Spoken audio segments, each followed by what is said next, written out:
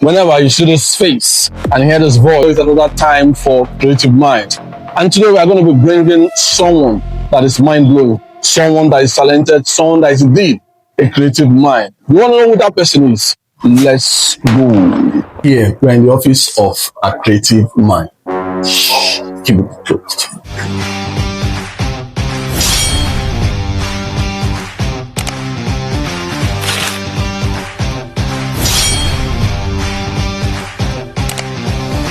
So we are right here, Creative Minds, another segment with an intellectual, a man of wisdom, a man that has carved it for himself, a young and promising Nigerian that keeps adding value to the betterment of Nigeria. I'm talking about no other person than Barrister Desmond Tobechukwu Orisewezi, DTO. Welcome, sir.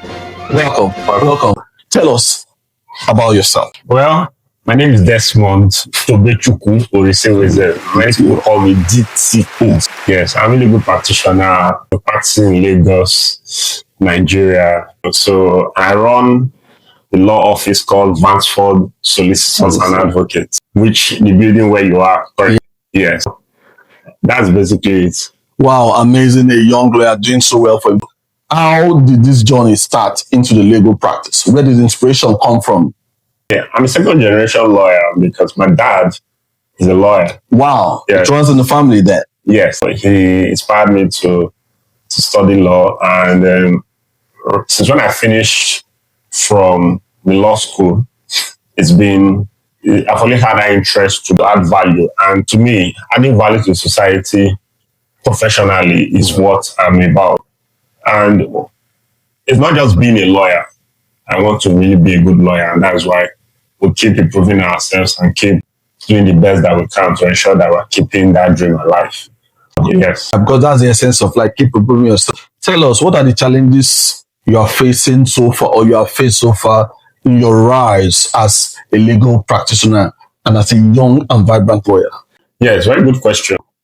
I think there's not much that I would say in terms of challenges. The thing is just the regular things that one will naturally expect. Challenges is our legal system, where you have to take a lot of time to have cases sorted out. Yeah. And that discourage clients that want to pursue claims when they look at the number of time it takes. Discourage them, and that's why even some of them already resort to self-help or other means. It also affects us as lawyers, because there are certain things that ought to be done as soon as possible. Yes, yeah. But we have those long judicial process. So I believe that will really help if we can have that too as well. And we have the public that trusts and believe in the judicial system. The public loses trust in the judicial system, then there's really nothing left at all. One of the challenges of the legal profession is just maintaining public trust and the speedy dispensation of justice. Largely, it's a work in progress. There is no profession, or there's no country that's just developed like that. I would just will come out of it as a better country. Looking at the judicial system, do you believe justice is equally served in Nigeria as we speak? I believe so, professionally as a lawyer. But there is a famous dictum in a decided case that said justice is a three-way traffic. It's justice being seen by the complainant or the claimant, and also being seen as the defendant by the defendant, and also to the society. So we must also ensure that the way justice is dispensed, the society can see that justice has actually been served. So justice should not only just be when the lawyers understand that justice has been done. The society needs to see and feel that justice has been done. And in that regard, that's why we need to be very careful when we go on TV and see our politicians gifting houses and cars and all sorts to judges.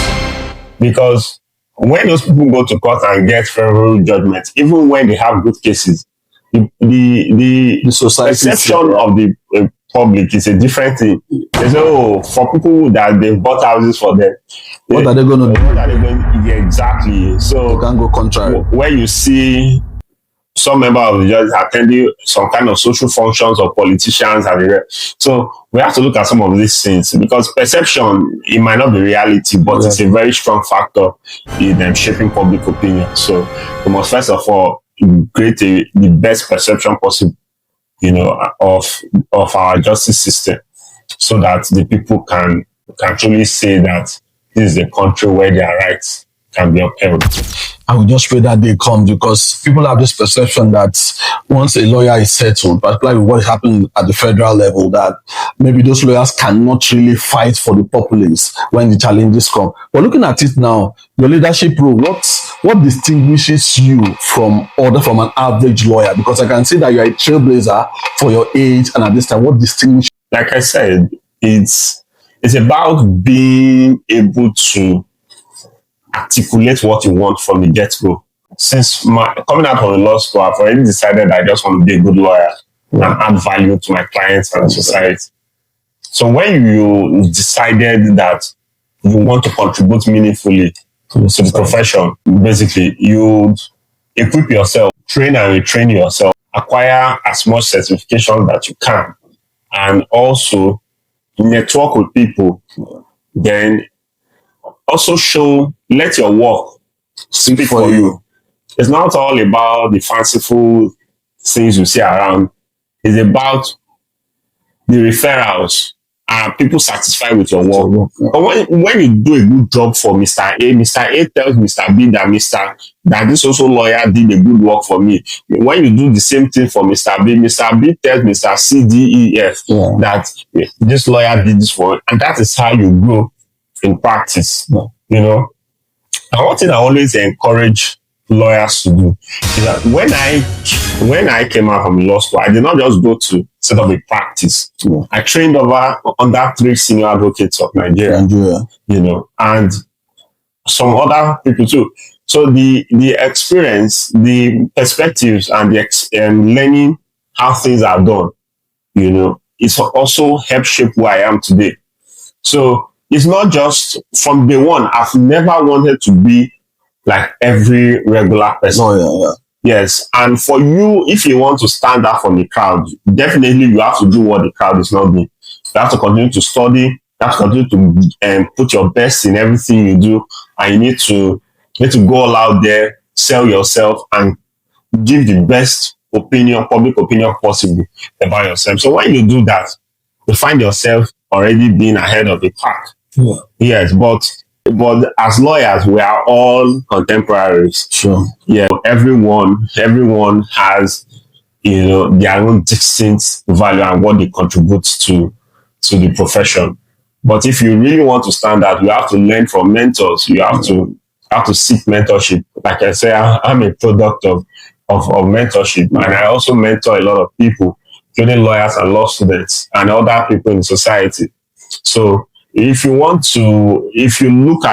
envisage greatness, then you have to look at what are the fundamentals that made that greatness in that person you are looking at possible. If you can get that right and you now model your life towards that, you eventually get the result.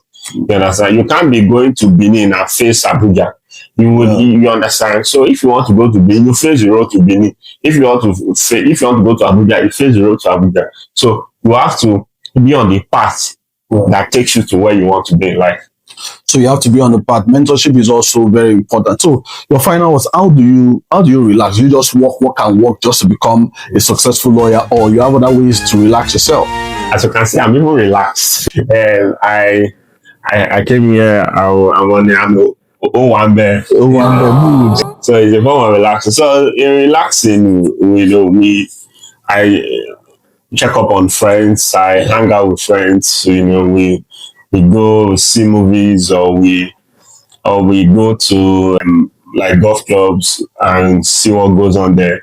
And sometimes we just chill out and just go to a very nice place. We chill and just make new friends, or check out. I'm really checking out the gym and see how it's works. You want to have 6 packs or something?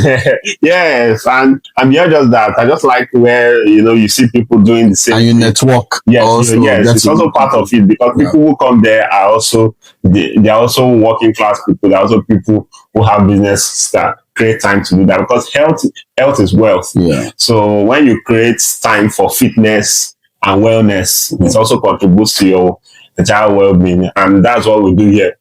We try and also make our staff to have that time off to do things, to chill.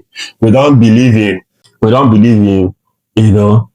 straight work. You can see when you came here, you see that we have fewer staff from here because some we've given them time off on a Friday. Please go and chill, relax. If you don't want to do anything, sleep, see a movie, and visit wherever you want to visit, stock up your house, do your laundry, do whatever you want to do, take up some time off. That's how you make people enjoy the work. When it's all work. After a while, you become fatigued and you can't bring out the best. So it helps people refresh their minds, and definitely I have extracurriculars. Yeah. Yes. And also part of my extracurriculars too, I also get involved in leadership too. Yeah.